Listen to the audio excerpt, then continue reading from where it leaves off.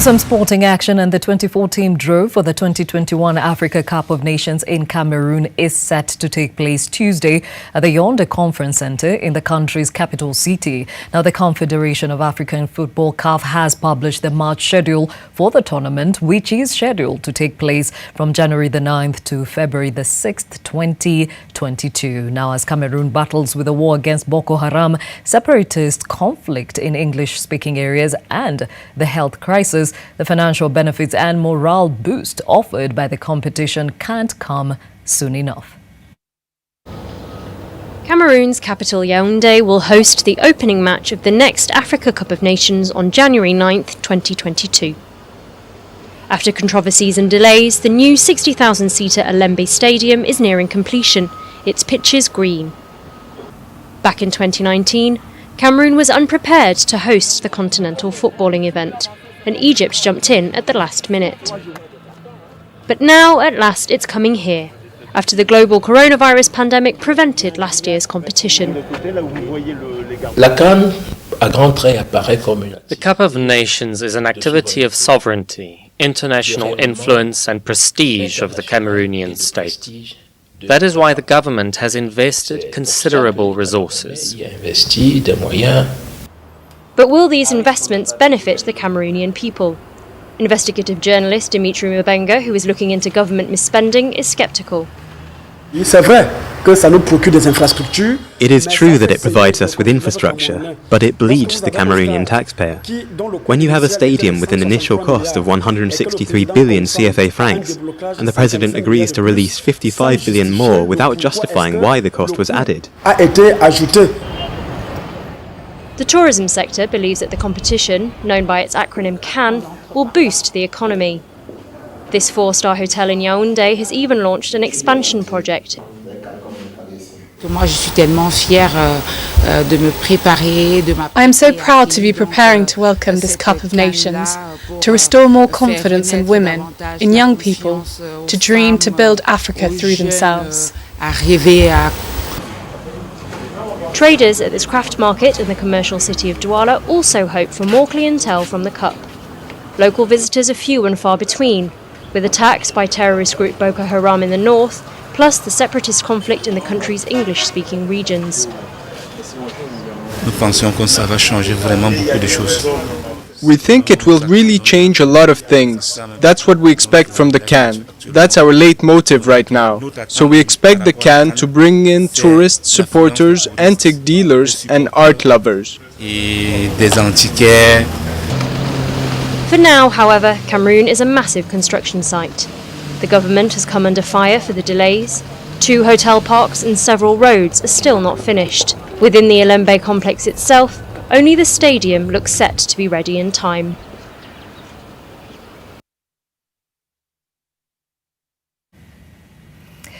So back to our conversation of the day, and remember, today we are focusing on single fathers, and of course this is a conversation that you highly suggested that we need to hold after we had a conversation on single mothers a couple of weeks ago here on Your World. So we obliged, and today we have a gentleman who will be helping us walk this journey and understand better how they experience the world and how the world experiences them. And speaking of which, in studio I'm actually joined by 2 gentlemen, Mwongera Mutiga, who is a parenting coach. We also are joined by Festus Ngare, who is a single dad. And joining us virtually in a moment is Julius Kenyamanyara, who is also a single dad. Gentlemen, thank you for being part of this conversation. And I think, Mwongera, before we get to understand this journey of single fathers, I think it is so prudent that we actually affirm the role of fathers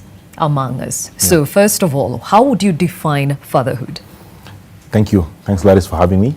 Fatherhood is the role that men play in the upbringing of children. I think in summary, that's what it is. Mm-hmm. And every father has a critical role to play, not just in providing for the child and watching over them, but in being part of their progress and their growth and their lives, right from childhood, right from conception, actually, all the way through until they become adults. Mm-hmm. And I think the role of fatherhood is, it's understated, I think. A lot of men take a very laissez-faire approach to it. And society generally has a certain structure around it, and we'll probably discuss it as we go through the show today.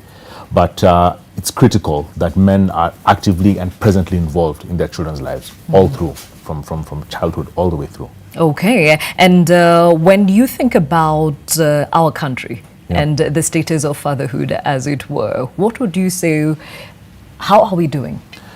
Well, it's a good question. We did some research. So part of what I do, I run a platform called Papa Bear. And we did some research last year about that very issue. And the numbers are quite surprising, that there's a lot of children growing up today without fathers, or in fatherless homes, as it were, which is a bit different from what we're trying to discuss today. But the number of children who do not have present fathers in their lives far outweighs the ones who don't have a present mother in their lives. I think that's part of the conversation today. How can we get men to be more involved? And it's amazing when you see men who choose to take up that role very actively, sometimes even in the absence of a mother figure, as we will see.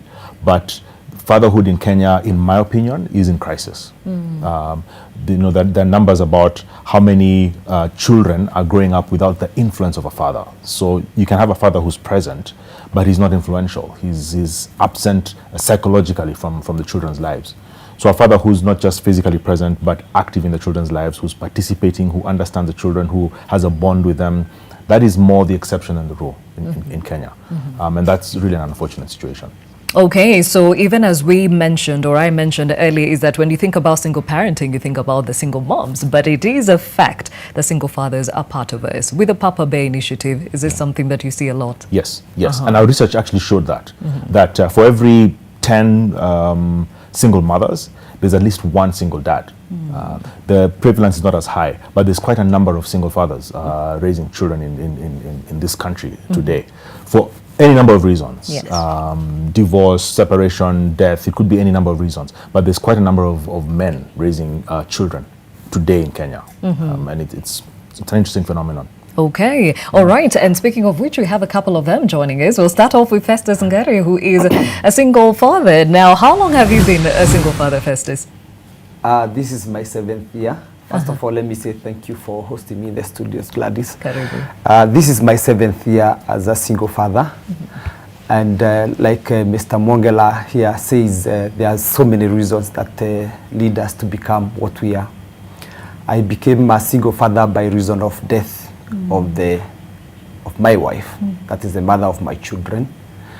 And unlike very many other situations in African society, the traditional society that we know, if a mother died, there would be somebody who comes in to take over the role in terms of either the grandmothers, the sisters, and all that kind of stuff. In the same society, what we used to see is that a father could also inherit somebody else. So when we talk about single fathers in comparison to single motherhood, it is completely different nowadays, because single mothers, you can start as a single mother, but most of us single fathers, we started as a couple and we became single. But it is possible to find a mother who started as a single mother and ran all the way as a single mother. All right. And that one now brings the question of how we are coping, how we do it, and what probably motivates us. Because I know the numbers are increasing every day because of the changing societal, the society that we are living in. Yes. Yes. Okay, and that actually sets a very good pace to the conversation, because there are different factors that play into this. And let me hear from Julius Kenyamanyara, who's joining us virtually. Julius, what is your story? I'm newly widowed, lost my wife 9 months ago. So still trying to learn the ropes of being a single father of 3 boys. So I'm not like an expert in this, but the last 9 months have taught me quite a few things that are quite interesting. Okay, so you mentioned that your wife passed away in November of 2020. Would you care to share the experience around it? Yeah, it was a sudden death. very tragic. We had just come out of the gym early in the morning. I'm a Kenyan who lives in Mwanza, Tanzania, and she just felt dizzy. We thought that maybe worked out a little too hard. And within no time, things escalated very fast. By the time we got to the emergency in the hospital, they discovered that she had a massive stroke, and we were not able to help her out of that. By the time we airlifted her out of Mwanza to Nairobi, it was too late. She died 5 days later, and it was that tragic. Oh, wow. Our condolences to you. And you say you're still trying to find your footing in the same. How many children? I have 3 boys, 10 years old, 7 years, 3 years. We've just recently moved to Nairobi to try to figure out this new normal, what it means, The thing is, when you become a single dad, it's not just being a single dad. Out of death is quite difficult, as my brother just mentioned, because you are trying to grieve, you are trying to help the kids grieve, but at the same time, you are trying to be, the only parent that these kids are looking to. And so many options come, and if you don't get it right from the beginning, you might mess up now what is left, Losing a partner is quite tragic and it's quite difficult, but how you handle that can either lessen the severity of the loss, or it can actually cause more harm to you and to the children that are left behind. Very well said, and we'll delve further into that in a moment. And Mwongere, it is clear, I think both gentlemen have stated that they started off as a couple and now they have to figure out life on their own. But then again, there was something that that was mentioned by Ngari, that single mothers start most often than not alone, and then perhaps now decide to go on or remarry. For the men, most often than not, it's out of this of marriage. Is it something that you see commonly? Yeah. Yes. I mean, and it's just how society is structured. That typically the primary caregiving role is the woman's, and therefore it is not unusual that a woman would then take on the role of a single mother right from birth. But society generally is not structured, or does not commonly see men playing that primary caregiver role. So you can understand how it's easy for a single dad to be part of a couple and then lose the wife, and then he has to take over, vis-a-vis a woman who would then, because she's a primary caregiver, whether or not the man is involved in the life, she will still take on that role. I haven't done any research on this particular issue. I would venture a guess that a lot of single dads are single dads because they're widows. Even when a couple separates, often the primary care role goes to the mother. So then where there's a cohabiting or a co-parenting arrangement, in many cases, it's the mother who's a primary caregiver, and the visitation arrangements with the father. So, it's an interesting dynamic that a lot of single dads are where they are primarily because of death. Okay, tragically. But I think it is important to actually just put it out there. There are those in that arrangement you talk about where they separate and the mother takes over as the primary caregiver. There are men who actually do become the primary caregivers. And if you're out there listening to us this morning, remember that hashtag is new normal. Even as we understand from you, if you are a single father, what are the joys and pains of this journey? That hashtag is new normal, and those numbers at the bottom of your screen is how you can reach us with any of your questions or your comments throughout this discussion. And even as the two gentlemen say, I mean, you are shocked into this reality and you're trying to mourn, you're trying to, grapple with a new reality and kids that are looking up to you, and it's a lot to deal with. What do we need to establish first when we're looking at fathers who have to face this reality out of death? Well, I think the primary consideration is the children. It's the kids. I mean, you do have to grieve and to deal with the loss of that relationship. Like you rightly pointed out, it's not always death that causes a situation, but there is a loss of a relationship or of some sort of structure in the children's life. So I think it's critical to ensure that the children are stable and that their well-being is taken care of. As a man also, I would imagine it's important to also grieve and to take time to deal with the loss.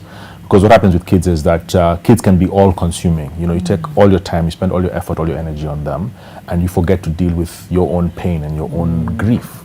So I think the ability to grieve, and men are typically not very good at dealing with emotional issues. So when you think about grief, it's typically a hard conversation to have, or even difficult thing to face. So I think it's important that grief process is taken, and the man goes through that process. The tricky thing about it is that you're grieving and you have to comfort your children at the same time. And so then having some sort of support system that allows you to do so while supporting the children at the same time is critical. But I think it's important that the man is able to grieve the loss of his wife, because it's a big loss. Yes, it's it is. a big deal. Yes, it is. And speaking of which, let's break it down into now the reality of how that has been handled. It's been 7 years for you, Festus. Yes. So your wife passed on. Was it a sudden death? It was not a sudden death, because there was hospitalization, surgeries, then general body weakness, clinical illness, until now she passed on. So there was a period that was a very difficult period, that there is hospitalization. I have to be in hospital, I have to be at home, I have to ensure children go to school for that period, and then finally, against all hopes, the support system of my kids, let me say she was the support system of my kids, it's no longer there, and it was devastating. I had now to ask myself, what next? Fortunately and unfortunately, immediately death takes place, there are so many advisors. And some of the advisors are good, some advisors are not good. And that is a time that I must say that I was not thinking straight. So I didn't know what advice to take and what advice not to take. And even calling for myself for a meeting of doing the SWOT analysis was so difficult, because you start analyzing things and then somewhere along the way I get lost. And then I say, okay, let me sleep over it. Tomorrow morning there'll be joy, and we shall continue from there. But of course, first and foremost is to ensure that since the kids are looking upon me, I have to give them guidance. That one was not debatable. Since the kids must go to school, I must ensure they go to school. It's not debatable. To some extent, I probably lost a lot of weight. Almost running to a situation of depression. I wasn't myself. But then the support systems also came. They checked in for you. They checked in for me. Okay. Let me take you a little bit back. Would you think perhaps the illness phase of your wife and you having to check in on some of the roles that she played in the home sort of prepared you for now what happened later, in hindsight? Let me say that first it was denial. I denied everything, and I kept hope alive, and I knew that people survive. People have been in bad situations in hospitals, and they've come up strongly, and it was not expected. I wasn't prepared. But then, as a human being, yes, you know, people, everybody has an appointment with death, but you don't know when, how, and where. So some thoughts would pass through my head at times. Then I say, no, don't think about this. And keep hope alive, because, okay, I'm a spiritual man, I do pray, and I would pray, and people would also help me pray. So we all kept hope alive until the inevitable happened.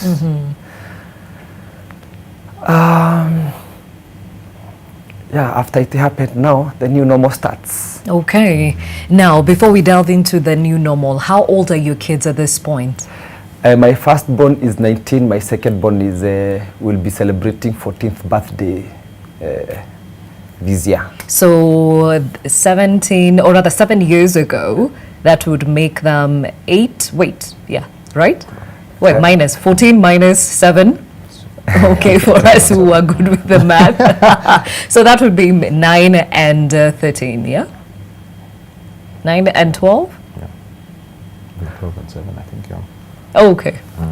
All right, they were pretty young. I think at this point we can be. The last born was pretty young. Was pretty young. Yeah. Okay. So before we understand now how the new normal, how you handled the new normal, let me hear from Julius. For you, it's a sudden death, November 2020. What next?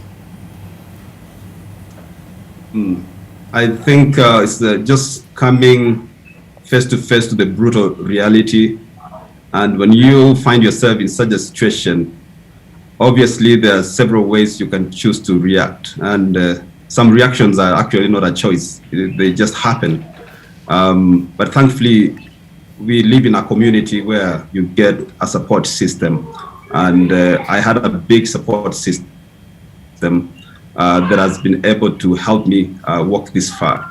But at the same time, as I started getting healing, is to kids and telling them now this is a new reality, this is a new normal, and also, you know, being very honest that you are also trying to figure out this new life. There's some things I can try to be as mom, but I'm not entirely going to be like mom.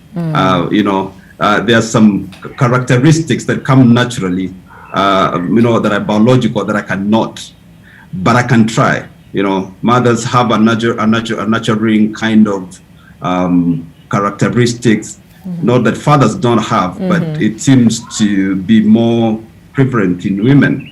And, you know, that's something we'll have to start learning and, you know, trying. I've even actually tried to remind myself, put things on my calendar and, you know, even things like I need to give my kid a hug.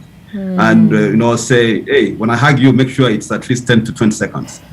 You know, more intentional. Some of the things are not going to just come naturally and say, okay, I'll just wing it. Most of the things you'll have to really be extremely intentional. Seek proper advice. Of course, as my brother Francis said, there's all sorts of advice, so many voices. You'll have to choose which voice fits your principles and values of your family. Julius, when you think about this season, what is the most difficult bit of it? You know, it's the juggling of all the major responsibilities. You know, being the only parent, continuing to work, to make sure that you put food on the table and you also continue serving your purpose, but also just, you know, making sure that you are getting healed, and time is limited. So I realized that most of the time I feel like my days are less than 12 hours. You know, it's just, you know, you wake up, you go to bed, you feel like you did nothing because everything is looking towards you, and you don't have enough time to accomplish all of them. But so getting that right balance, making sure that you know the priorities, and as Mongera said, making sure that the kids are the priority and not just in your head. Making sure actually that they know that they are the priority. You know, sometimes we say, oh yeah, my family is the priority, but the family doesn't know that actually they are the priority. And the things that you do don't support that feeling. Okay, very well said. And I'm told we have a phone call from Nairobi. Who is on the line? Josh? George from Nairobi. Karibu sana. Yes, I'm George. Yes, from Nairobi, Kawangware. Yes. So I'm also a single dad. Yes. We separated from each other. We were married for 24 years. And then separated. Okay. Yeah. And are you the one who is catering for your children? Yeah, that was 2008 when we separated. After finding my wife was a bit unfaithful, so she got married to another man. So you were left with the kids? Yeah, so I was left. We had 6 children. 6? Yeah, 6 kids. Okay. But 3 were grown-ups. And I was left with 3 young ones. Okay. 2 boys and 1 girl. How did you cope? Well, I was helped by friends and the neighbors. It was very difficult to keep up the face because I was not used to it. Yeah. Yeah. Okay, and how is it now? Well, I stayed with them. I took them to school. I struggled. But at the end of it all, I managed at least one did his Form 4. And now he's a teacher. Well done. The other one is in Form 4. The girl is in Form 4 now. And the young boy is in Form 1. Form 2, I mean. Okay. Yeah, so they were left. The youngest was left when he was only 3 years. The second born was 6 years. And the third born was 8 years.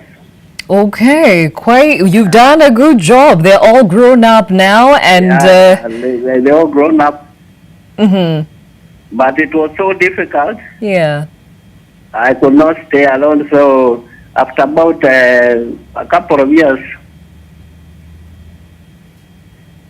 I had to get a wife, second wife. Okay. Yeah, because the situation was too much for me. I understand. Okay, what would you encourage others who are walking in this reality of single fatherhood? Well, it's difficult being a single father, very difficult. Yeah, it's difficult because there are a lot of women who want you to marry them. And a lot of them just want to, yani wanataka tu ile kitu uko nayo. Okay. All right. Asante sana George, we celebrate you. Na asante kwa kuvumilia na kulea watoto. Yeah. Thank you. All right, George, have a wonderful day. Now, I'm seeing Festus shaking his head and smiling.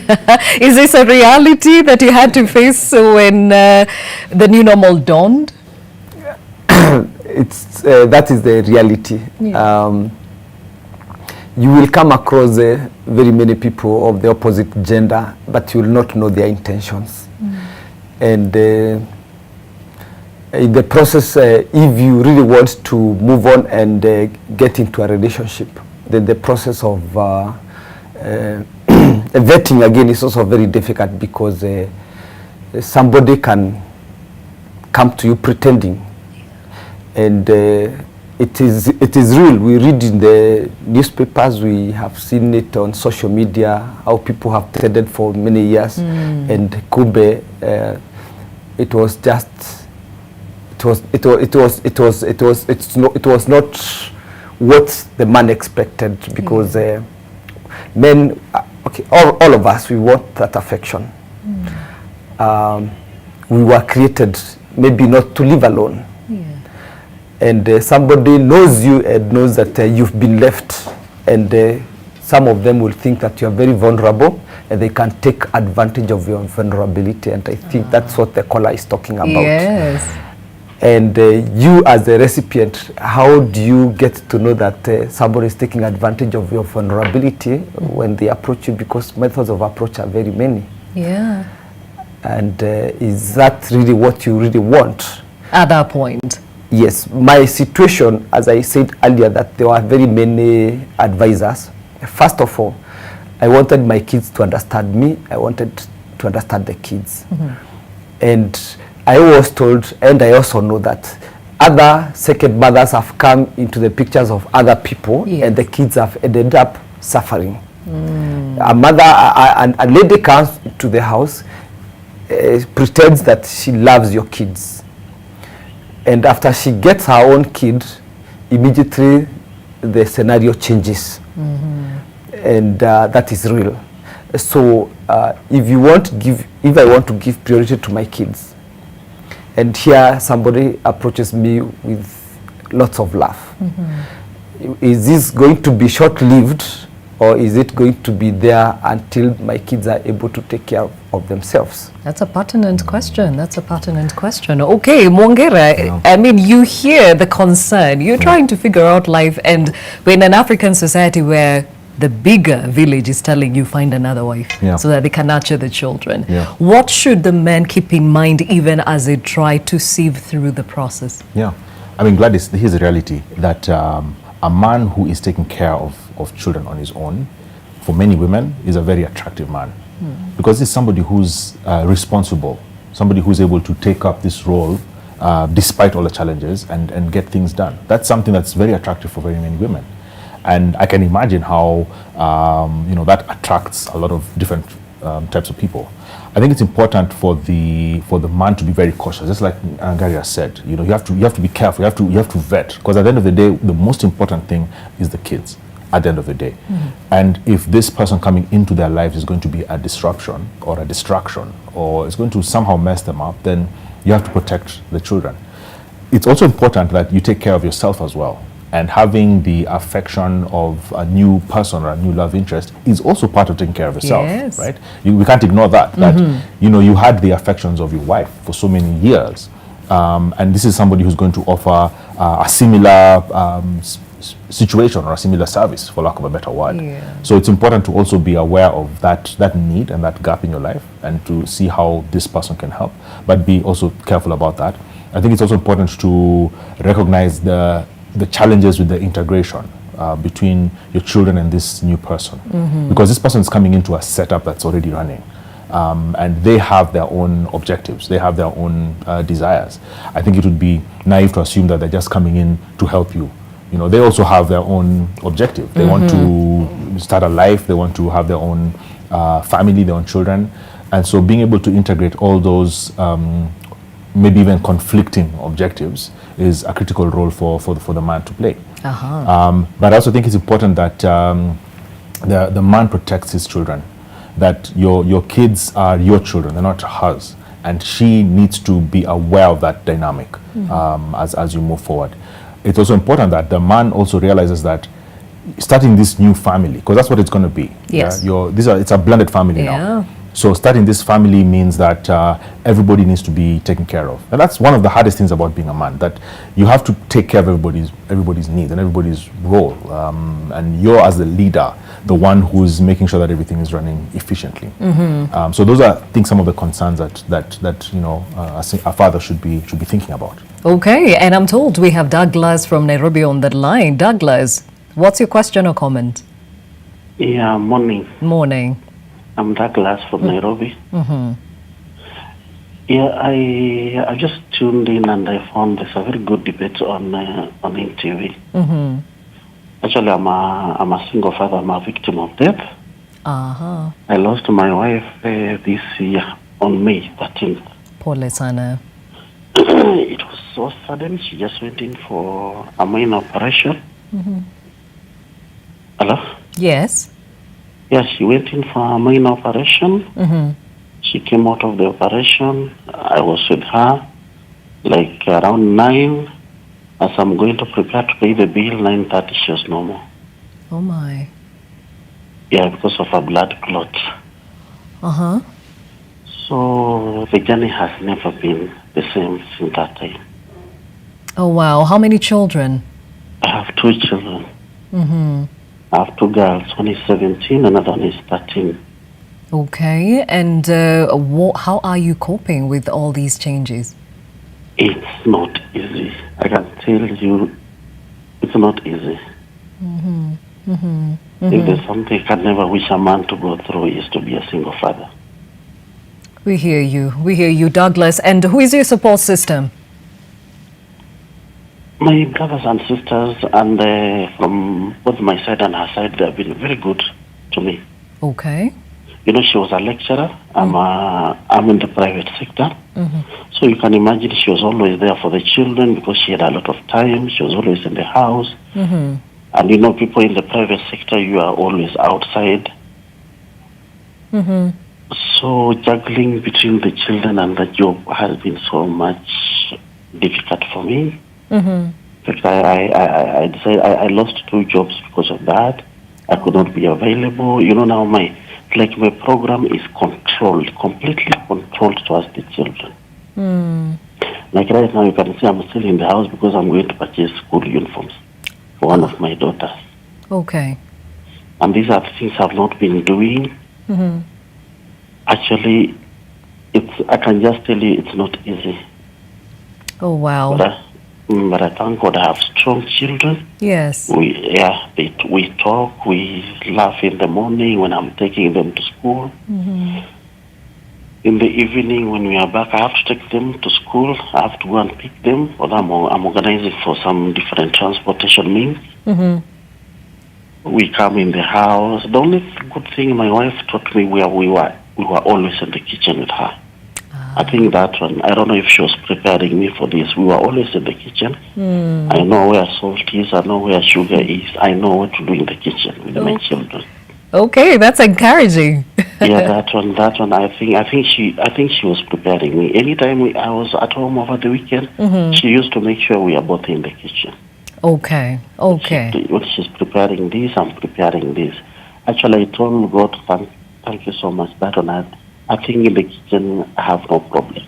God works in mysterious ways, eh? Yeah, the only time now when you are with the children, after they have done their homework, when they retire to bed, now when you remain alone and you face the bedroom, that is now the most difficult time.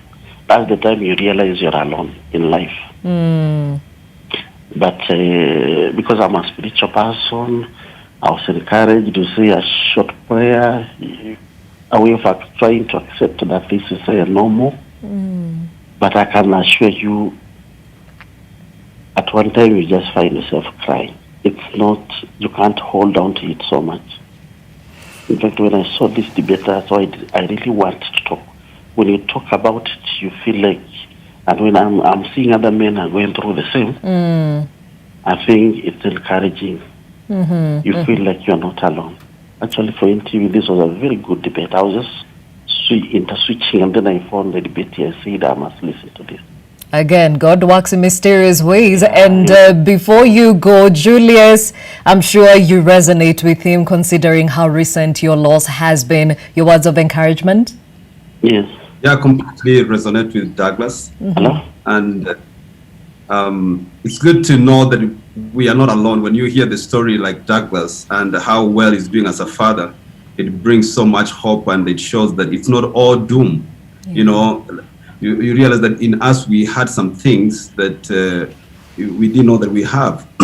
Now that the other partner might have taken some responsibilities automatically, but it does not mean that they did it because you cannot do them. And you are able to rise to that occasion. So that's quite encouraging to hear what you, Douglas, and the kids are going through.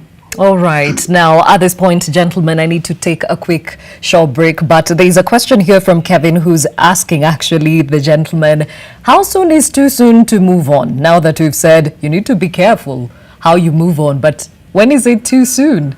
We'll talk about that in a moment. Stay with us.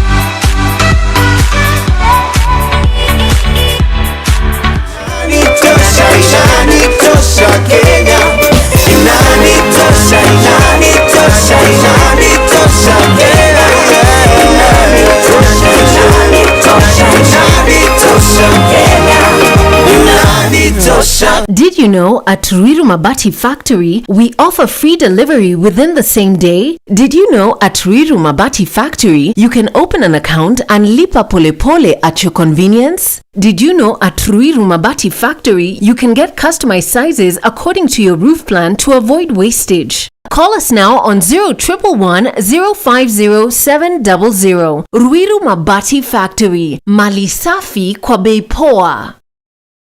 Think critically and approach questions, challenges, and setbacks with a positive and proactive attitude. You'll gain a reputation as someone who wants to make an impact and get things done. Our graduates and our future leaders make some of the most sought-after professionals in their respective industries. We admit both self- and government-sponsored students for our master's, degree, diploma, and certificate programs that are accredited by the Commission for University Education. The moment you have been waiting for is here. Zitec University. Invent your future. It's super cool to be a mass superhero, to get the spread of the virus to 0. Did you know that anyone who is 6 years and older can be a superhero and wear a mask? That's right, they can. If you're 5 years old and under, don't worry. You can be a superhero too by reminding your siblings and family members to wear their masks too. Wearing a mask helps protect you and others from spreading viruses. To get the spread of the virus to 0.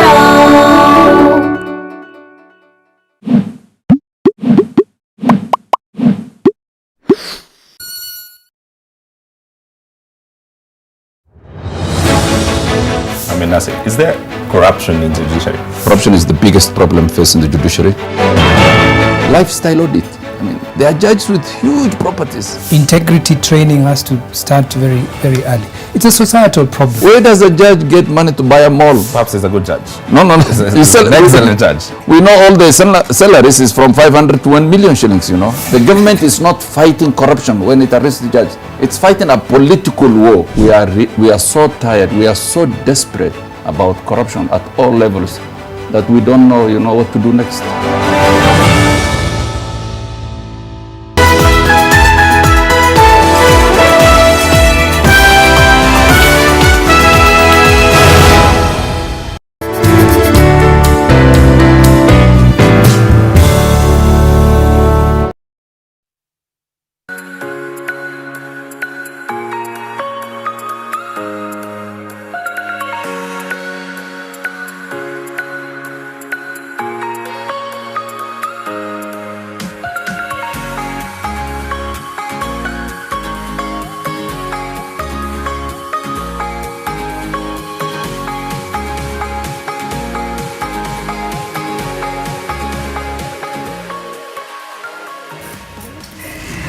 Thank you for staying with your world. My name is Gladys Gachanja. Today we are having a conversation on single fathers, the journey therein, the joys and the pains. And that hashtag is a new normal, even as you share your own journey. And you can also reach us using those numbers at the bottom of your screen. The gentleman helping us along with this conversation, Mongera Mutega, who is a parenting coach and also the founder and director of Papa Bear Initiative, Festus Ngare, who is a single dad, and Julius, who has a very long last name, Kenya Manyara, who is also a single dad, but joining us virtually. Gentlemen, I really appreciate you for being part of this conversation and being so candid. And even those that have called in, wow, we salute you. And speaking about your feedback, even as we understand your situation, remember that hashtag is new normal. Let's have some of them. Are you a single dad? What are some of the joys and pains you've experienced on this journey? Can we have some of that? Thank you. We have Jimmy who says, I'm happier this way and plan to stay put entirely. Okay, there's a backstory there. All right, Moy Anthony says, not a walk in the park, but life must go on. We hear you, Moy. Another here from Desmond Odipo, who says being a single father is not easy. It's a role encompassed with a lot of challenges, from developing and shaping the character of a child, mentorship, showing the kid that you are with him or her. Desmond, yes, this has been said, and we hear you. Simon Moses says, I've gone through this journey of single fatherhood for the last 6 years, and to say the least, it's not a simple thing as many people might think. Simon, thank you for sharing. Odongo says, I'm also one of them. I wake up early in the morning as I prepare my daughters to school, the youngest being 3 years. It's not an easy ride. One must be conscious of their feelings and happiness. Odongo, thank you for sharing. And we're still taking more of your comments and, of course, your journey on that hashtag new normal. And before we went to break, there was that question. How soon is too soon to move on? Now that the gentleman said, be cautious who comes around you during that time of vulnerability when you're alone with the children. Julius, or rather Festus for you, it's been 7 years. Why haven't we gotten somebody else? Matchmaking is not an easy game. And as much as people talk about moving on, there are those things that you will never forget about the life that existed.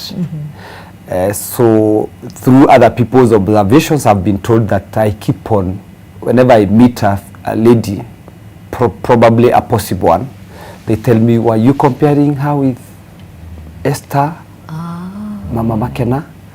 So subconsciously, I think it's subconscious, that when I meet a lady, the images come back and I start comparing, and now somewhere along the way I ask myself, can this one fit the big shoes? Yes. And of course, besides that, now there is this what is happening in the society, especially I keep on blaming the millennials. At my age, we were getting into relationships for love. From what I'm seeing from millennials, they get into relationships for different things. So is this companionship, or is this just an issue of road shows and Subarus and Naivashas? And That's a good question. Because, okay, I have also a social media platform, Facebook. So I also open Facebook and I see what my friends are posting. And it tells me that I'm actually living in a different generation. My daughter calls me old school. And I agree, sincerely, I'm in old school. We do not do a lot of Facebook posting. We are not on Instagram, and we do not know these things. And then the people who are majority potentials, maybe let's say the age of 26 to somewhere around 35. These are the people who are very active in the social media. And as they say, memes sometimes are deceiving, they are not true, it's jokes. Sometimes they also shape your personality. The more, whatever you read in the Instagram and wherever, also shapes a lot of what you become. My kind of reading is not that one. I like reading motivational books, and motivational books tells me to discover myself. Allow me to quote Dr. Kalathil, who wrote a book about self-discovery. So I'm still on that journey of discovering myself and asking myself whether I'm acceptable and whether the life that I'm living is a proper life. Okay, Festus, at this point, even as you are meeting the ladies and sizing them up, you know, as potential partners, are you thinking about what the kids would want in a mother? Absolutely. In fact, that is the point number one. My son was the first one to realize that dad does not have a wife. So from that conversation that happened day one, I need him now to understand that it is time dad got another wife, who is not your mother, but who is your stepmother. And this is how you should live. So my kids' factor is there. Okay. All right. Let me hear from Julius. I know this is still a bit fresh for you, and perhaps right now is focus on the children, but you live in an African society. Are you getting the pressure to perhaps move on because of how young your children are? That's obvious. People suddenly find a way of trying to tell you that, you might need somebody to help the kids. But thankfully, my family and my friends are quite reasonable, and they know that this is not something to rush into. And one of the things that I've learned myself through this process is to take this circumstance with grace and humility. Being able to say, here, I'm not in a good position to help, or I'm not able to move on, I need help. Sometimes we might say, I'm a man, I can do it myself, and I don't need help. Or in the case of relationships, you might see every single woman trying to help and see that they have some motives. Okay, we seem to have lost Julius for now, but we'll get back to him in a moment. And I'll pose the same question to you, Mongera. How soon is it too soon? Well, the thing is that I think men are, can I say, excused to some degree, that society would not frown upon a man. Let's say Julius. If Julius moved on and got a wife now, it's not even a year in, there'd be less flack from society than, say, a woman who became a single mother and got remarried. Society also generally tends to expect the man to get married again. There's a general expectation. And you find that most men who become widows or who become single parents would move on pretty quickly. It's not often that you find a single father. It's not common, because a lot of the men who are widowed or become widowers remarry pretty quickly. So society sort of expects it. And that's why you hear they're getting a lot of pressure to move on. So I don't know if there's a hard and fast rule. I think the important thing is just to realize that the moving on is partly for the children's sake, and it's also for your own sake as a man and as a human being, for that companionship and that comfort that you would need to move on. I don't think there's a rule per se. There are people who spend 7+ years and people who move on after 6 months. But the important thing is that when you do move on, it's done in the most proper way, both for the sake of the children and also for your own sake as a man. But I don't think that there's a rule. All right. Where does the well-being of this man play a part in all this? Because I guess that would, in a way, point to how soon. I mean, well-being is critical. I think it's, and that's the thing about men. We tend to take care of everybody else, but we don't take care of ourselves. And our own care is a critical part. It's something that we need to be thinking about all the time. The general status of a man, especially a father, is everybody else needs to be sorted out first before I think about myself. And no one will ever be completely satisfied. There'll always be something coming up.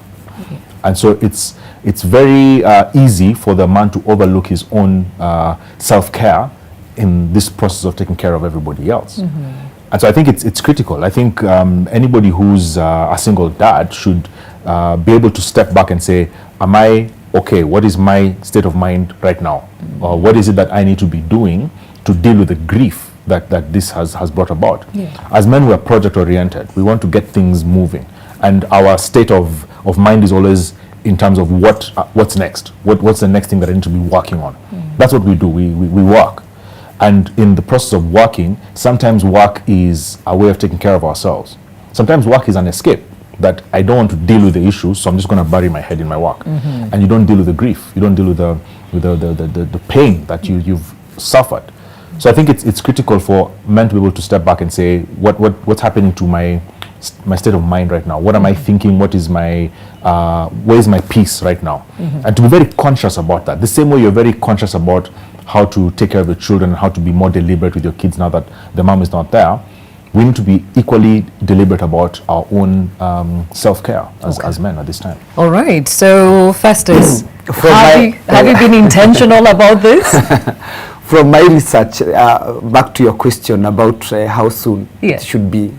From my research of a few men that I've seen, those who went immediately, the earlier the better. The moment that the reality has sunk that this has taken place, and a man now moves on and finds a companion, the better. Whether you think about children or you don't, life has a way of balancing such that they will understand along the way. Okay. As long as you keep the family conversation alive. So why do you say it's a better option? Because now the longer you take, the bigger the debate. Okay. In what sense? In the sense that I have survived all this long. What are you coming to tell me in my life that I have not done? I don't know to call it pride or ego, but I will say I have survived for 7 years. Yes. Now when you come and, you know, women want their space in the house. And I am also the king in the house. And at the point of some differences coming along, it's like, by the way, remember, I have been doing this all alone. So I either become the dictator or you shape out. But there's a lot of adjustment needed, yeah? A lot of adjustment because now we call ourselves independent. Because of that, calling ourselves that independent person, it becomes, you know, partnership is a sacrifice. So that aspect of sacrifice. A person who is vulnerable at 6 months or 8 months is easy. The conversation comes much easier. They're more accommodative. It's very accommodative. The people who are considered that they've already healed, yes, there is no consolation. But when you start consolation immediately after accepting the fact that life will never be the same again, now you start building together from there. Okay, that's actually an interesting perspective, and I don't know what you think, Mongere. Does that make sense considering your own circumstances? Yeah, it does. I mean, I never thought of it that way. Yeah. That the stakes are higher, you know, immediately after. But given some time, then you know you're at a clearer footing. You kind of developed a system. You have a pattern. You have a way of doing things in the house, and somebody has to either fit into that or move on. Okay. When it's very fresh, then you have space to sort of accommodate and adjust yourselves. But having 7 years into the thing, you know, there's already a way that things run in this house. So you come in and you have to adhere to what happens here. There's that dynamic, which is interesting. I never thought about that way. Yeah. And also that the kids are grown, which is another aspect of it, okay? So the advantage of now the kids having grown is that now the man also gets another new opportunity now to start a honeymoon. Yeah, you start afresh because now the kids understand everything, they can take care of themselves. They do not need that day-to-day supervision. Yeah. If you have made your money, you can go to Dubai. You can spoil yourself. Okay. Yeah, you start all over again. All right. And starting all over again, there's something I'd like us to come back to in just a moment. I understand we have a phone call. Daniel from Kitengela. Okay. Karibu sana. What's your comment or question? Habari Gladys. Habari asubuhi. Mimi ni single father. Sasa miaka miwili nusu iliyopita. Okay. Kuliendaje? Niliugua physical cancer. Ati nini? Niliugua cancer. Oh, okay. Poleni sana. Akaenda akafanyia operation, baadaye karudi tena. Ikatoa tunaenda mahali pani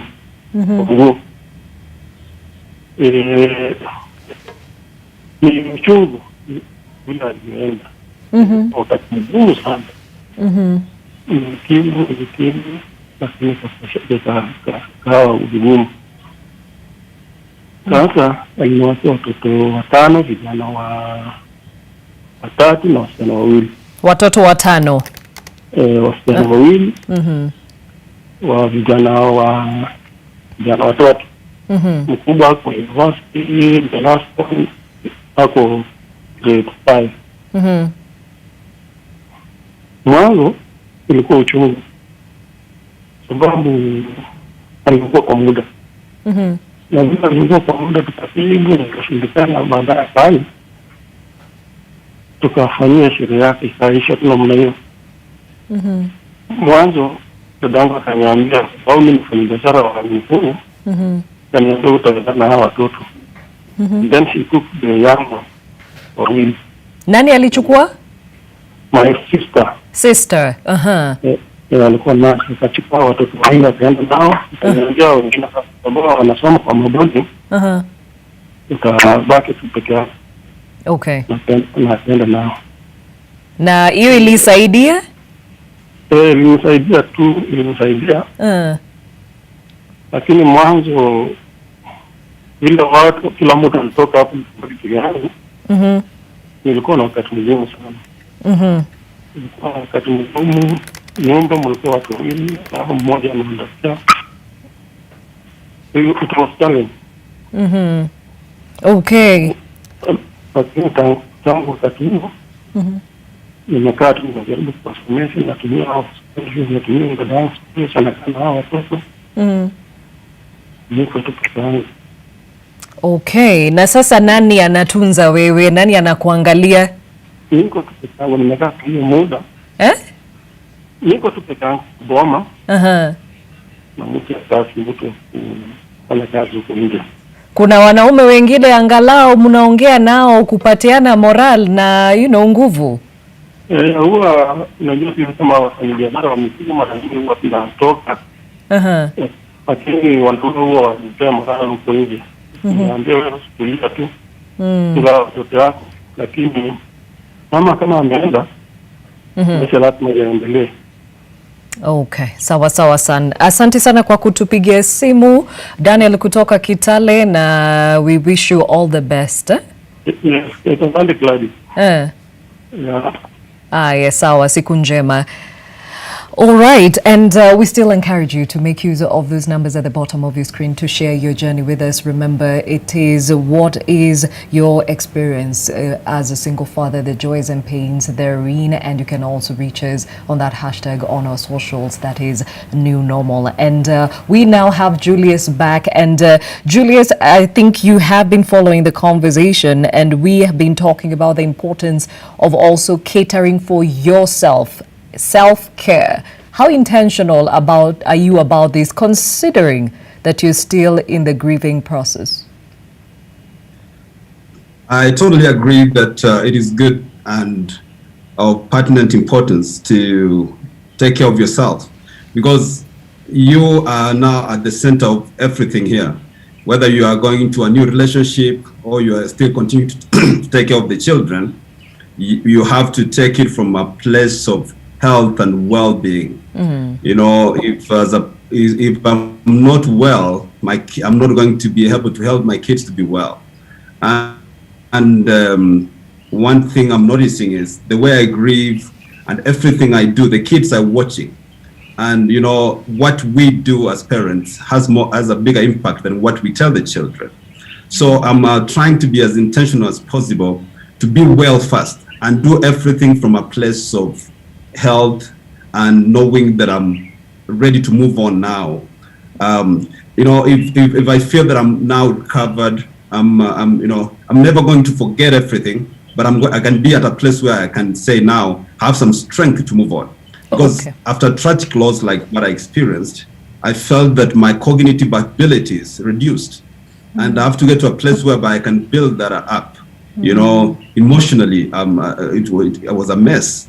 I need to find a way of going through counseling, talking to my mentors, talking to my friends, my family, and approaching everything, as I was saying earlier, with grace, with humility. The responsibility of a single parent is something that comes with a lot of needs.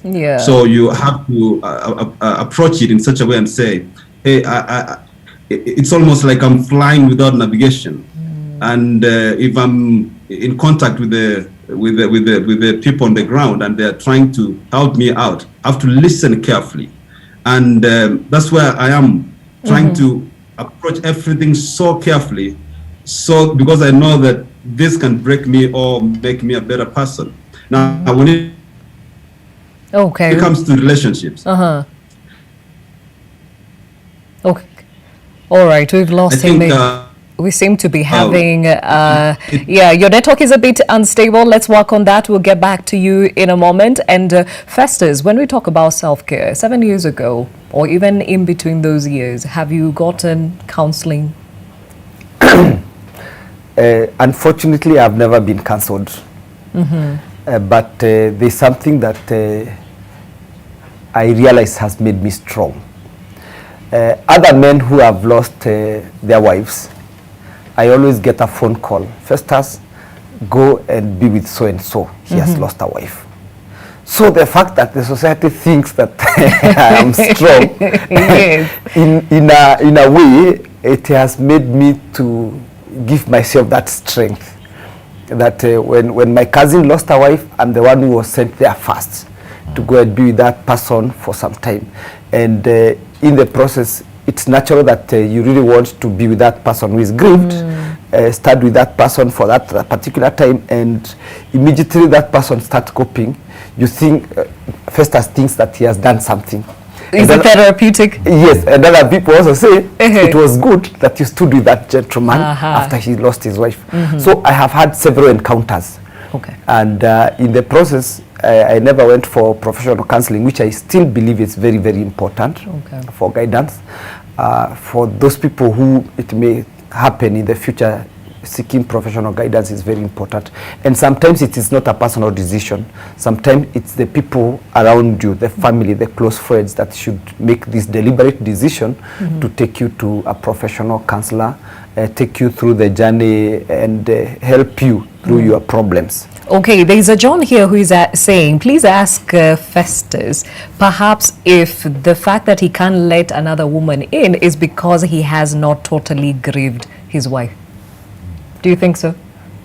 It's a very difficult question because I have never thought about it from that angle, but I think sometimes when I was making progress, because there are days that I had made some progress until the progress stopped being work in progress. I thought I was ready to move on sometimes back, and that is a good example to confirm that I have grieved. Yes. Okay. In my own opinion, all right, I think I have grieved enough. Okay. Now we have another caller, Nick from Kisumu. Nick, what's your comment or your question?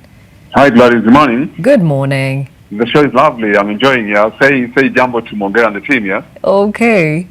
All right. I'm in Kisumu, yeah. I'm almost doing my 1 year since I lost my wife. Now she died of breast cancer. Pole sana. All right. Thanks so much. Let me just state why people take too long to heal. Not because of one factor. That is very important. People don't want to accept death. That death is a common path and it is inevitable. So when you accept death as something inevitable and it was created by God and it is a common path, then healing becomes so easy. So I think that is our major doing here. That one has helped me so much. I know it's tough. It's tough. But then you have to be bold. You have to build on your mental strength. You have to build on your emotional strength. But most importantly, you have to build on your spiritual strength. I think that is what you're going to need most at the end of it. The spiritual strength. That is the most important thing.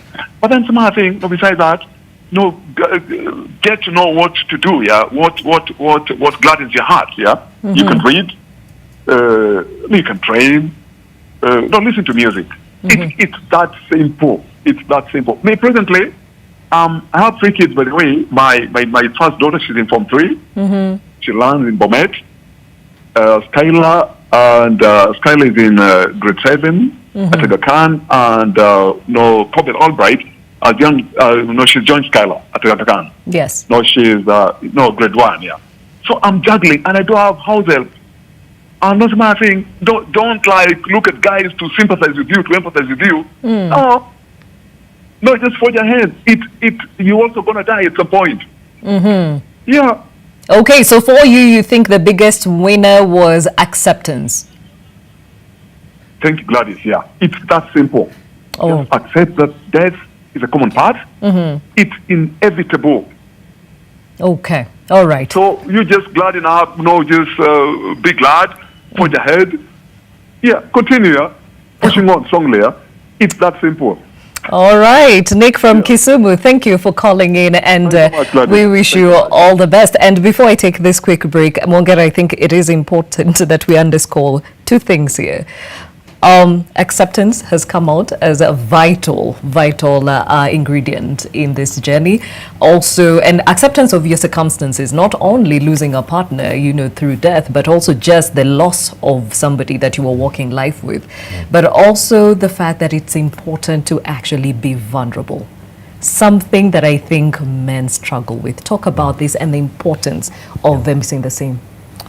Well, I think in the time that I've done this work with fathers, what I've realized is that vulnerability looks very different for men than it does for women. Yeah. I think men tend to want to get right into something that keeps them busy. You want to keep your hands occupied with something. And in many ways, that is a form of vulnerability, where you're exposing your grief or your emotions through some sort of activity. I don't know that men are very verbal and talk about their feelings or what they're going through. And so just the whole notion that men have to be able to talk about their emotions may not necessarily apply to every man. There are some men who need to apply. They need to be doing something. I like what Nick said, that what is it that makes your heart glad, and do that. And that in itself is a form of therapy. It's a form of vulnerability. So I think society needs to sort of listen to the men and understand what is it that you need at this point in time, as opposed to pushing them to do things in a certain way because the societal expectation of what vulnerability looks like. And I think men know themselves really well. What we don't do is we don't stop to deal with the issue. We know what we need to do to be able to overcome or to handle the pressure or the pain or the emotion, but we just don't have either the time or the interest in slowing down and just dealing with it. So I think there's a sense in which society needs to be able to ask men, what is it that you need to be able to make you deal or help you deal with this issue? And then help him deal with that, take the cue from him, as opposed to, you need to go to therapy and talk, you need to go and be with this person, you need to do this, right? I think there's a very big difference in how vulnerability looks like for men than it does for women. Okay, Nick also underscored acceptance. Now, acceptance, I think, falls for everyone, whichever circumstances you're in. Why is this so vital in this journey, even as you accept your new reality? Because that is what will take you to the next level. That is what will allow you to be able to deal with the pain and the emotion that you're facing. I think acceptance is a decision. You have to decide that I have accepted this. It's not something that occurs to you. It's something that you face deliberately and say, this is the situation, and I have decided that I am from now on going to move in this particular way or in this direction. I think acceptance is not something that comes with time. It's something that you have to decide. Even grief, by the way, handling grief in many cases is a decision. That you could spend the rest of the next 20 years grieving and thinking about how bad things are for you and being in that state. You could do that for 20 years. Or you could decide, I'm going to remember this person as a wonderful person. I'm going to remember the memories that I had. And I'm deciding from now on, I'm going to think of them in that way, in that light. Instead of spending all my time, wasting all my energy on somebody who's already gone, instead of focusing on the people who are still alive. I think grief is a decision. And even vulnerability and acceptance is a decision. Just decide from now on, this is the situation. I love my wife and I wanted to spend more time with her, but she's gone. And what I have are my children. And instead of spending all my energies focusing on someone who's not there anymore, I'm going to focus on my children and focus on the future. It's a decision. All right. Now we take another short break here on Your World. When we come back, more on this journey of single fatherhood. Stay with us.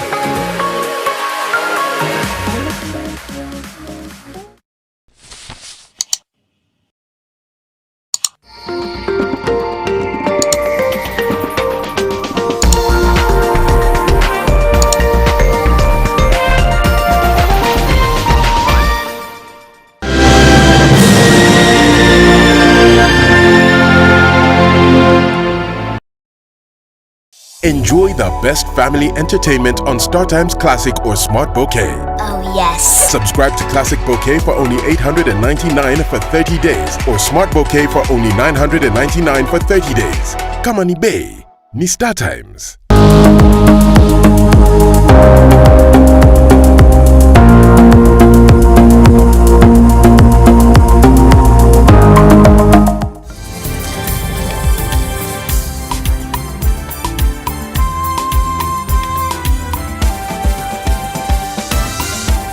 And I know that Riara University is going to make my dreams come true.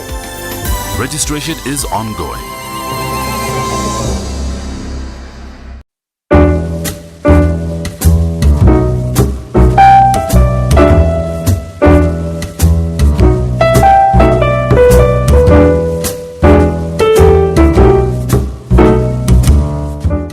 Wonderful, your baby's quite active. After I discovered Molfix, I rediscovered my baby. She's jumping and running around. Well, we call that the Molfix Comfort. Thanks to its elastic side bands, Molfix provides freedom of movement for your baby. All babies deserve a high-quality diaper. You should also try Molfix. Fresh fried ginger has ginger oil, which is good for a healthy living lifestyle. It combines wonderfully on salads, stir-fries, when basted on roasted meat, or simply sprinkled on your favorite dish. Now available in 250 ml, 500 ml, and 1 liter.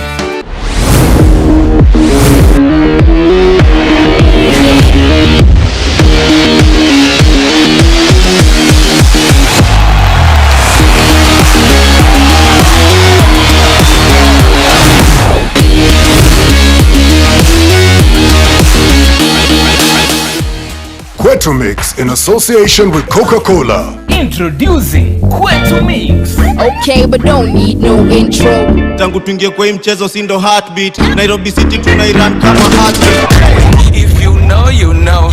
We have a banger. Show, ni wapi uliniona? Kwetu Mix on MTV. Hapo tu. Tutakuletea updates zote about all the trendy and popular entertainment events. Yes, bana. Kwetu Mix, keep it locked. NTV, don't touch the dial. Kwetu Mix in association with Coca-Cola.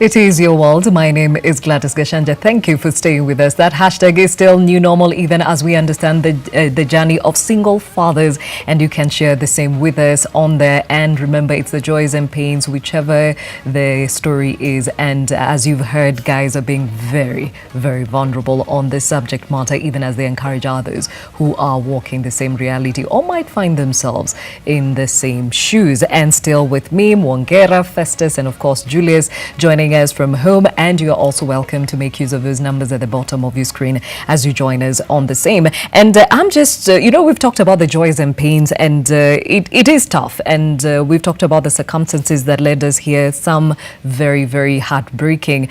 And Festus, somebody's asking, what are the joys of being a single father? I mean, one of our viewers said they are happy where they are. The highest moments come when somebody tells you, "Thank you, Dad." Oh. When somebody comes and gives you a hug in the evening, you are knocking on the gate and somebody is opening the door for you. Dad, that's the highest moment. Mm-hmm. Or when results are coming from school, those good moments. Yes, those are the best of the moments that you are a hero to somebody, that you mean everything to somebody. Mm-hmm. And for real, you will do anything to protect that small human person. Isn't it interesting that that role was still yours to have even when your wife was around, but now it sort of feels underscored? Yeah? Yes, it used to be there, yes, all right. But I don't know why it feels more special today. Okay. Yes. Mm-hmm. Yeah, because maybe that other time you wouldn't have been told thank you for taking me to the hospital, because probably would have delegated that duty to somebody. To somebody else. Yeah, but it also makes you realize that there's also another part of you that you would never have known if the situation remains the way it was. And perhaps it has enhanced the bonding between you and the children in a totally different way? Absolutely. Mm-hmm. Absolutely. Now, you have a daughter. Back then, she was only 9. She was 7. She was 7, yeah. Or less than 7 for that matter. Oh, wow. Yes. So how did you navigate her getting into puberty? That was the most critical bit of it. Yeah. And that's why I'm saying now the support systems had to come. But again, I realized that discussing puberty, teenage was also not difficult, because it was also part of the curriculum that we were doing homework together. Issues to do with sexuality, issues to do how the girl changes were part of the homework. Now they were becoming reality. But in the same breath, my sister came in, her aunties came in, and I was telling them, "Boo, observe for me, and then tell me what it is." And then we go to the supermarket, and I say, "Now we are going to buy these things." Then it's like, you remember when you're in this class and you are doing homework about the changes that occur, and we have that conversation very nicely with my daughter. All right. My son was different, because now my son was attracted to girls, and then he decided to keep quiet. He muted. So it was now very difficult now for me to understand the young man. Thank God, last holiday he has started opening up, but again he's now 19, so he's coming towards the end of the teenage season. Yeah. And we can now be able to have serious discussions in a normal way. Okay. But the 4 years, I would be told by neighbors where he was seen. I asked him, and he lives in denial. He kind of rebelled, and it was quite difficult. Perhaps his own way of coping with the loss of his mother.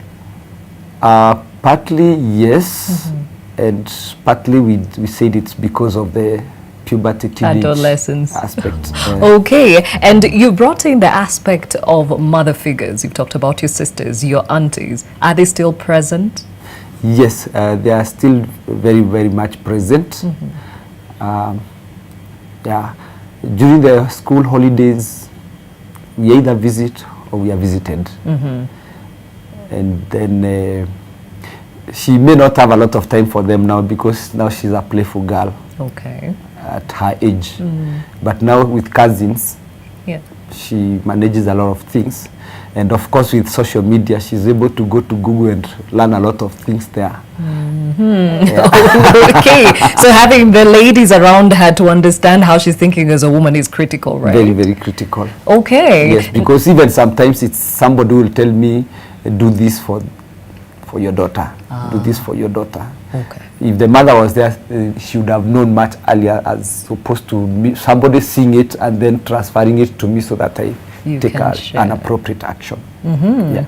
All right, Julius, 3 boys, very young, and this is, you're just starting off your journey. Do you or are you intentional about mother figures? Yes, I'm sorry about the technical problems. Hopefully we can get this going now. There has to be mother figures. And boys need mother figures as much as girls do. Yeah. I've gotten friends.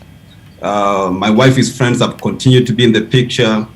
And that's why I said earlier that it's always good to be at a place where you are open and you are humble enough to accept that support without demonizing all the good friends, even all the good ladies from church who come to help. We should just take it as it is. They're coming to help. They're not coming to want you or do something else. And so I'm at that place where I'm saying we have to take care of the children as I continue to take care of myself. And to move on, we have to make choices to be well. We have to make choices to be vulnerable. And what I've done is, found honest people and trustworthy people who can speak into my life. And I've said, hey, if you see me doing this, please speak into my life. Tell me as you are seeing it. Because sometimes we can, this situation can make us build guards and walls where we are not letting anyone in. And that's what even Festus said, once you start living longer without, you start creating some kind of independency, and that independence sometimes can block the most important people out. So you need to actually lower those guards carefully and cautiously and know who you want to let in. And there are a lot of people who are willing to help, families, people, if you are part of a church community who want to help, if your family is close. And that's why, like, for me, I was away. I'd come back and be close to family because I understand and know that it is really, really important for the kids and for me to be in a loving and caring environment where even when things are out of hand, I can have people who can tell me the truth because they care for me. Okay, and even as I had asked Festus earlier, the joys in this journey, and you also alluded to the fact that it's not all doom and gloom, right? Yeah, it's a lot of fun. We are a family of 4 boys now, and we just live as alone. We haven't brought anyone to live with us in the house. And I was joking and telling the boys that we should even make a urine on the hallway. We are just we do a lot of fun stuff, and walking in the supermarket, traveling with the 3 little boys. It's been a lot of. Recently, I was in an airport alone, and my youngest decided just pee, and instead of getting frustrated, we just decided to make fun and enjoy life as it comes, because we are never going to live this again. Yeah, this part has paused. Life doesn't pause. It is a difficult season, but it is a season that's going to be part of our history. So we have to make use of it. Just a lot of stories with the kids, a lot of memories. We've decided that we are going to remember Mom with all the positive things that she did to us. And so it's not that we just sit around, and that's actually the notion where people think that when you are grieving, that grieving is just being sad all through. No, you can be grieving, but there are moments of joy. So grieving comes as waves. So there's high tides, low tides, and the same thing. There are sometimes you are so happy that you don't even remember that you're going through a very tough situation. And that's what people need to know also, how to help you grieve. Actually, even friends need to know how to deal with, especially single fathers. Recently, I was talking to a friend who didn't know that I'd lost my wife. And when I said, I just lost my wife, and he didn't want to talk more than that, because he thought it might make us, it might lead us into an uncomfortable feeling situation. But I think as men, we have to, as we say, we have, even us coming on air like this, it's just being vulnerable, and that's a good thing. We have to, if you get a man who wants to talk, which is actually rare, but if you get one who wants to talk and even cry, just be brave and be a man enough to offer your shoulder for this man to cry on. Don't just feel like, oh man, what you're about to tell me might make me tear up. No, just allow it. And that's the beauty of being human. So we have to get close whereby you're saying, I'm at the end of the day, before I'm a man, I'm a human. Very and true. There's a lot of humanity in us that we need to allow to happen. Very well said, very well said. And I'm told we have a John from Ruiru on the line. John, habari ya leo? Nzuri sana. Okay. Nimewasalimia ninawaona mko wazima. Tumesalimika. Mimi naitwa John.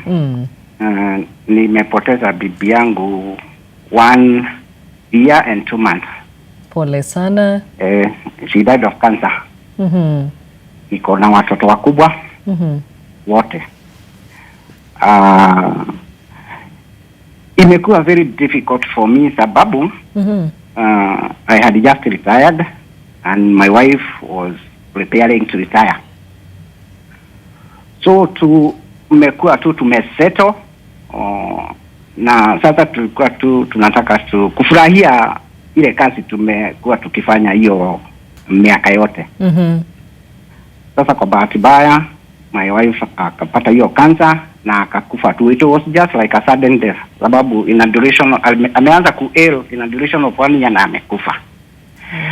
So it is very difficult. Sometimes mimi because I'm spiritual nilikuwa nimefikiria nimetoka hapo na nimeendelea. Lakini inakuwa very difficult sababu ukisema unaendelea tu mara moja the other family, the children wanaweza kuwa hawajatosheka na grieve. So sometimes I tried that na ikakuwa very dangerous because I almost lost my family, watoto sababu walikuwa hawaja grieve enough. So kukua mzee wa nyumba peke yake kama saa hii mimi nakaa tu peke yangu, saa ingine inakuwa gumu sana, especially kama mimi sasa nilikuwa ninaona kama ninaanza a new life with my wife sababu already watoto wame move out. So it is very difficult sometimes in as much as tunaweza kusema ni vizuri mtu aendelee tu mara moja. Saa zingine it is very difficult because saa zingine it is not only my decision. Sasa decision inakuwa collective together with the family. Yes. And especially sasa kama mimi nilikuwa nimezoea to make decisions for the family. So saa hii inakuwa ngumu sana. Okay. Ninafurahia hiyo mjadala na Mungu atatupatia tu nguvu na tutazidi kuendelea. Saa zingine unaweza kufikiria umekuwa healed na kumbe hata saa zingine kama saa hii mimi ndio ninasikia ile impact ya hiyo loss kabisa saa hii. Na hapo bereni kama mwezi 2-3 nilikuwa nimeona kama I can go ahead. But it is very difficult. Okay, na John, kabla tukuachilie, nani anasimama na wewe? Kanisa inasimama na mimi. However, hata kama kanisa wanasimama na wewe, my children are there for me. Okay. But unaona hatuishi na hawa. Ni ile tu kuongea saa zingine because they are busy kuongea kwa simu. Yeah. Na saa zingine watu wa kanisa wanasimama na nini. But mara mingi tu mimi niko peke yangu. Okay. Tunakusikia na asante sana kwa kupiga simu. All the best na Mungu akupe nguvu. Asante. All right. Now, Mwongera, just listening to all these men, I'm encouraged that a lot of self-awareness sort of kind of gives you a compass as to where you should go with this new journey of single fatherhood. And when we talk about the joys of this journey, they are not only in single fatherhood, but just being a father as is. Kindly remind us the joys that come with this role. Yeah, I mean, fatherhood is it's amazing. It's in my opinion the most important job any man will ever do. That being able to raise children who will eventually themselves become parents, and then they will raise children who become parents also. It's part of the continuum of life. That's what life is all about. That's what makes society. That's what makes life worth living. The ability to impact on somebody else. And what better place to do that than in the home? So I think the role of the father is probably the most important thing that any man will ever do. I think there's a lot of happiness and joy in it. There are sad moments, there are ups and downs. I like what Julia said, that they're now a group of boys and they hang out and they do stuff that boys do. And that's amazing, that's powerful. No family is perfect, even where there's both parents in the picture. There's always issues in any family. But just being willing to see the good, to take the wonderful times, to live in the moment and enjoy the good times as they come. to be there together as you deal with the challenges and the pain that comes along in life as usual. It's an amazing place to be. And I think as a father, being present is probably the most critical part of fatherhood, that you are engaged with children and you're present with them and they see you, they feel you, they understand you, they know you. So many of us grew up with fathers we didn't know. He was just a guy who used to walk around the house. He was just a big guy who used to walk around the house. You never knew who he was. You didn't know what he liked. You didn't know what he was thinking. You didn't know what work he did. But for you to be able to impart that and work with your children in a very personal, very direct way every day, that's amazing. And I really commend the single fathers here. I mean, Festus, Julius, and the other guys who've called in. It takes a lot to do that, to play that role as a dad. And it's harder still when you have to do it on your own as a single dad. So, for the men out there who are taking this role and taking this responsibility, kudos to them. They're heroes in my book. Oh, yes, they are. Yes, they are. And even as we bring this conversation to a close, Festus, an encouragement to those that are living this reality just as you. My encouragement is that through the years I have learned, and I want to share that life has a balance. It has a way of balancing itself, because like one philosopher said, it is never the end, it's only a bed. And then, yes, when it happens, let us accept as a reality so that we can be able to move on. All right, and how about you, Julius? My words of encouragement is there is hope. There are seasons, but as seasons come, we have to remember that whatever God created us for does not change with seasons. It has to continue regardless of the situation you find yourself in. And for those of us who tend to be spiritual, we have to know that God cannot allow anything into your life that you cannot be able to handle. So even as a single parent now, we should take it and take it as a responsibility that God has given us. But even those who are still in a relationship and in a marriage, fatherhood, as Mongera said, is a huge calling. Even in the Bible, we see God as a father. We see God as a priest. So us as the priests of our homes, we have to be really, really intentional. And we have to continually seek to grow ourselves so that we can live better. And, we like businesses, we like projects as men. But the biggest project God has given us is the project of raising responsible human beings who can contribute to this society. Yeah. So when I look at my kids and I see the faith they have in me, I don't want to fail them. They have 100% faith in me that I'm going to lead them from here to there, which is a good place. And that is a huge responsibility. And I know that God will not allow me to have that responsibility if He did not give me the power and the ability to do that. Very well said. I'm encouraged. Oh, wow. Julius Kenya Manyara. He is a single dad, a widower recently, and he is clearly has his foot on the ground and navigating as well as he can. But I am encouraged to just hear those words coming from him, and of course encouraging others who are living this reality. And of course, Festus, I mean, you've been at this for a while, and just to be here and speaking to others saying there is hope 7 years later in itself is powerful. Festus Ngari, single dad, and Mongera Mutiga, parenting coach and also founder and director, Papa Bear Initiative. We celebrate you for working with these men, because it is critical that we actually keep patting them on the back. All right. Okay, now I'm told that you're still talking to us in as far as your own journey is concerned when it comes to fatherhood, single fatherhood. If we can have that feedback on the screen before we say our goodbyes.